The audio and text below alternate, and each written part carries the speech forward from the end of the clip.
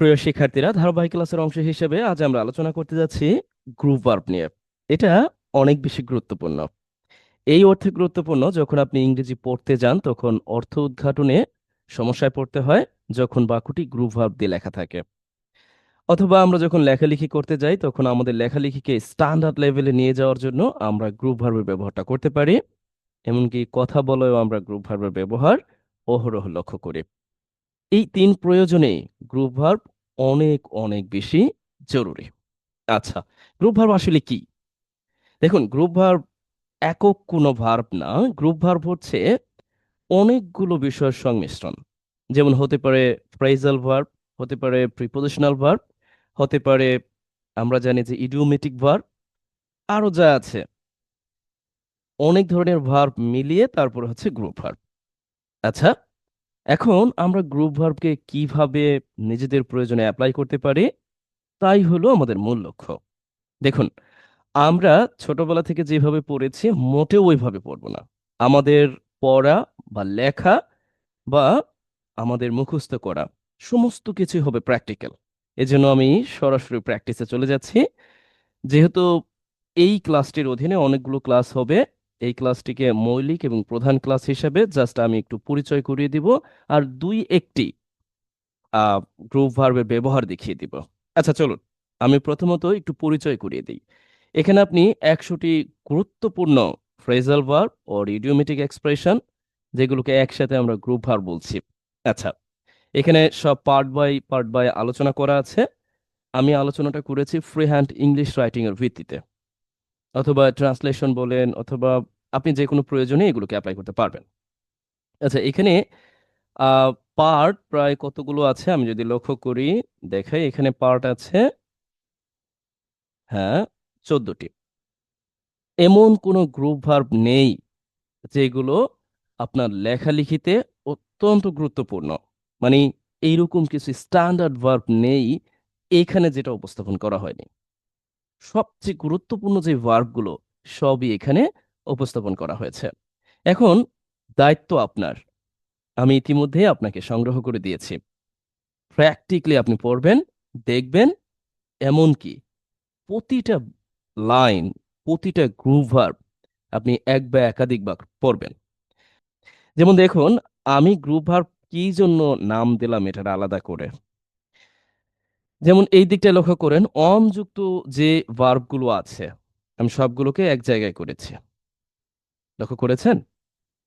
Run on, get on, go on, keep on, carry on, call upon, on, or set on or up on or depend on, সবগুলো এক জায়গায় করেছি। rely on, based on, count on। প্রশ্নটা হলো, এগুলো কিভাবে apply করব? খুবই সহজ। আপনি এই ভার্বগুলো লক্ষ্য করেন, প্রতিটা গ্রুপ ভার্বের বিপরীতে একটা করে মৌলিক ভার্ব আছে। যেমন চালিয়ে যাওয়া অর্থে আমরা কন্টিনিউ ব্যবহার করি। আজকে থেকে আমরা কন্টিনিউ ব্যবহার করব না। মানে ধরেন একটা বাক্য লিখতে গিয়েছেন, আপনি এটা করবেন না, আপনি করবেন ক্যারি অন। কারণ আপনাকে এই জাতীয়, যদিও আমরা ক্যারি অনের সাথে পরিচিত। আচ্ছা, এরপরে keep on. Keep on meaning that চালিয়ে যাওয়া।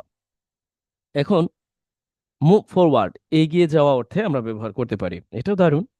গো অন, চালিয়ে যাওয়া, চলমান, মানে এই অর্থে চলমান বোঝায় আর কি, সামনে অগ্রসর।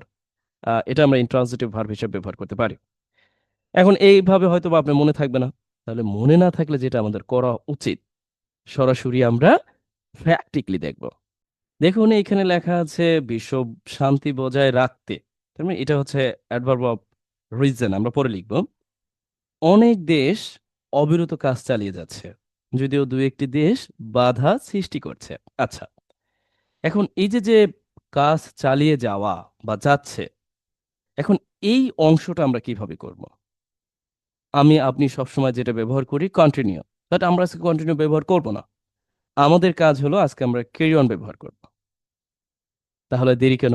আসুন আমরা ক্যারি অন ব্যবহার করে বাক্যটি লিখি। যদিও আমরা জানি বিশ্ব শান্তি বজায় রাখতে অনেক দেশ অবিরত তাদের প্রচেষ্টা চালিয়ে যাচ্ছে। লক্ষ্য করেন, এখানে মূলত ভার্ব হচ্ছে চালিয়ে যাচ্ছে, মানে চলমান রাখতেছে।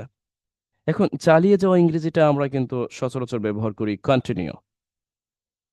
ওকে, এটা আমরা ট্রানজিটিভ এবং ইনট্রানজিটিভ উভয়ভাবে ব্যবহার করতে পারি। আচ্ছা, এখন আমরা এই কন্টিনিউটা এটা ব্যবহার করব না, আমরা মূলত ক্যারি অন ব্যবহার করব।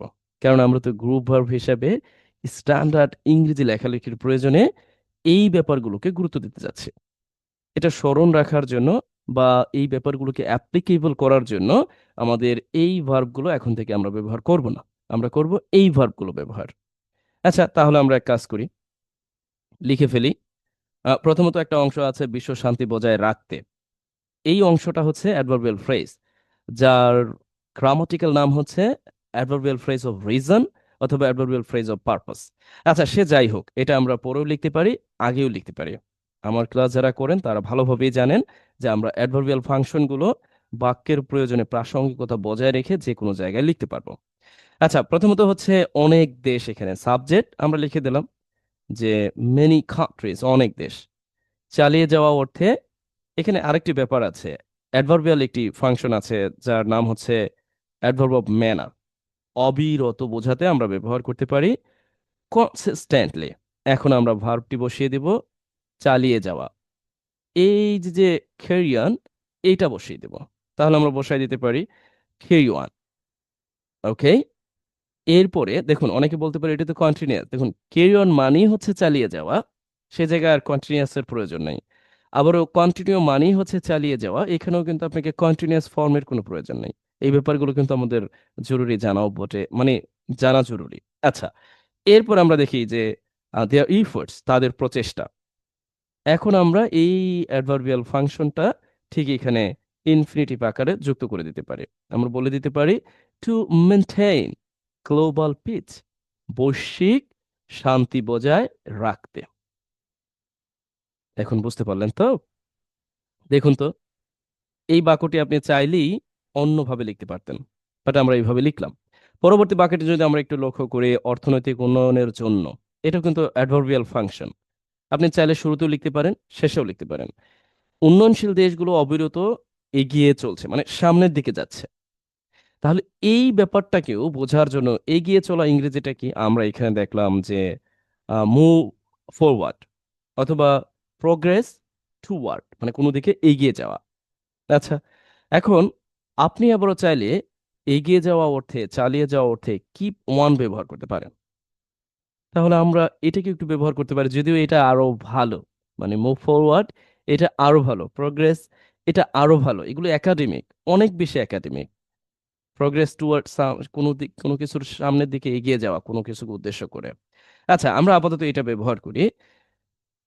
উন্নয়নশীল দেশগুলো, আমরা এখন লিখে দিই যে ডেভেলপিং কান্ট্রিজ, উন্নয়নশীল দেশগুলো চালিয়ে যাচ্ছে।